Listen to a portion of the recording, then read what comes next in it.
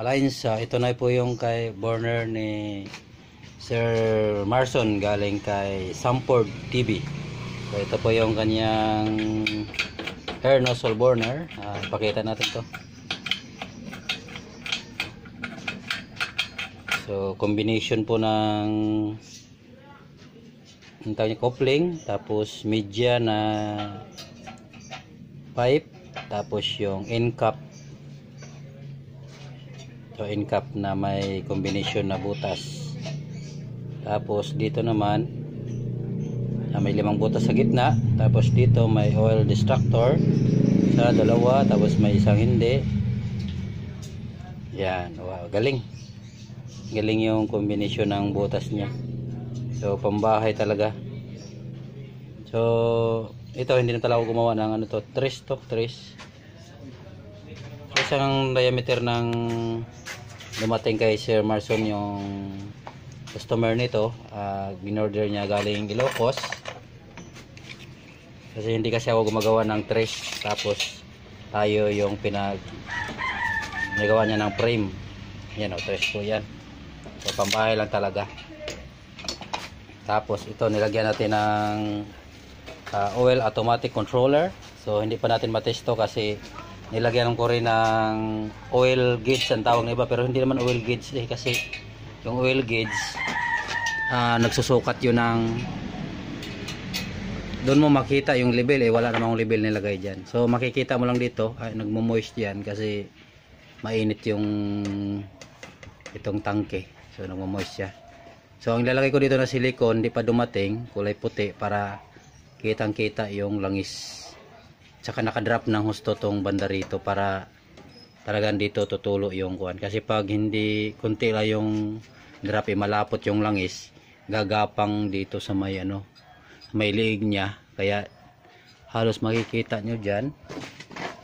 Makikita nyo dyan na talagang pasok na pasok tong ating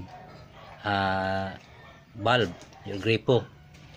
So yan lang po yung nadagdag sa ating oil regulator controller. Ito lang nadagdag ito, naharangan yan. So ipapakita ko lang to pag matapos na to, malagyan ko ng ng silicone. So yun, ipapartis ko to, pambahay lang to, detres. Okay. So hindi pa natin to mapinturahan kasi hindi pa natin nalagyan ng silicone yun. So may in-order din ako na yung para dito, yung elbow na ganito, brass din siya, tapos lalagyan ng hose, pero medyo mahal din kasi yun. So ito yung nilagyan ko dito ng salamin para makita. So ipapartis na natin to. So itong oil regulator hindi pa natin matesto kasi yun nga, wala pang kuwan, wala pang silicone. So dito muna ang burner. Titingnan ko kung anong performance ng burner ni Sir. So partida to ha, walang curve. Matutusin may naman talaga, may apoy naman talaga yan kahit sobrang liit niya. Pero pag umabot ng 6 inches na walang curve, kailangan mo maiksi yung siguro bago magamit yung butas sa taas. Siguro mga kalahati nito, kung 6 inches to ha, kalahati yung burner mo para magkaroon siya ng apoy doon sa para may maitulak pataas kung wala siyang curve. Pero napakatagal po yun. Yung gandi gaya ng curve na tatapon talaga yung apoy sa gitna, tapos ito naman mag-distribute doon sa puwet ng kaldero kung may sinasalang niya. Okay, naparami ng istorya. Lines, ipiprehet lang natin to. So ito pinakita ko lang, hindi sa pinagmayabang ko, pinakita ko lang para may umpisa at mayroon pa ang maisip ko na mas maganda dito. Maganda yon para makita ko rin at magaya ko rin. So ito may kanya-kanya tayong ideya dito. Yung iba naman nakita ko na naka-usli dito, walang problema, same pa rin yun, kalan pa rin yun. Hindi natin kailangan ipagmalaki yung maliit na gawa natin. Okay, mga ka-lines, ang kanyang starting. So excited na ako makita yung anong performance nitong kaya no. Hindi ako nagkakamali, parang si Boss Larsky yung ano nito, promotor ng burner na ganito.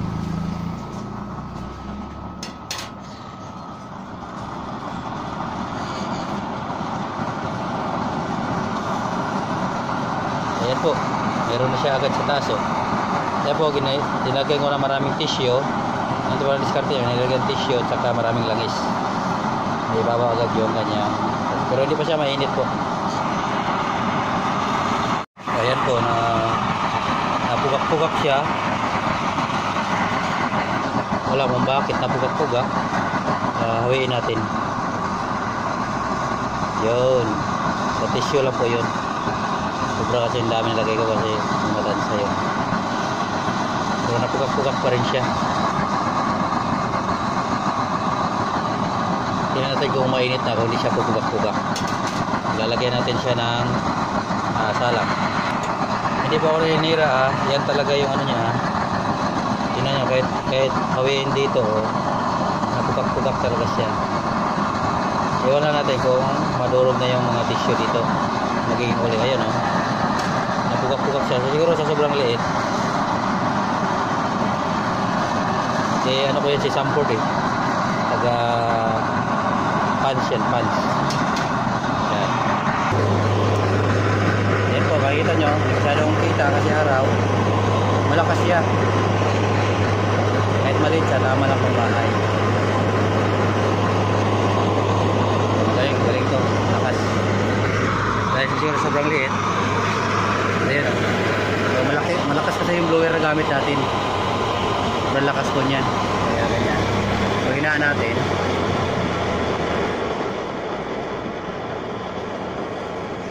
Yun po yung mahina. Saka yan, marami ng langis din.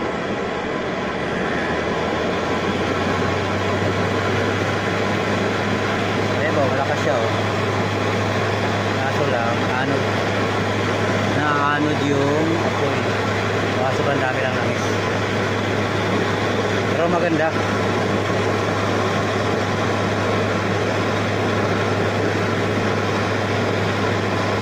Maganda yung version ng combination ng butas. Malakas din siya, malakas. Kung pumbahay lang, okay na to. Okay na yan. Recommended. Shout out kay kay Bay Sanford. Bay, ito yung sayo Bay, nakarating na sa akin or yung burner mo, Ernesol burner saka chamber.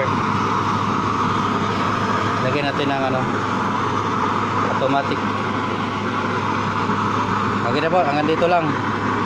Update ko lang kayo dito pag maganda.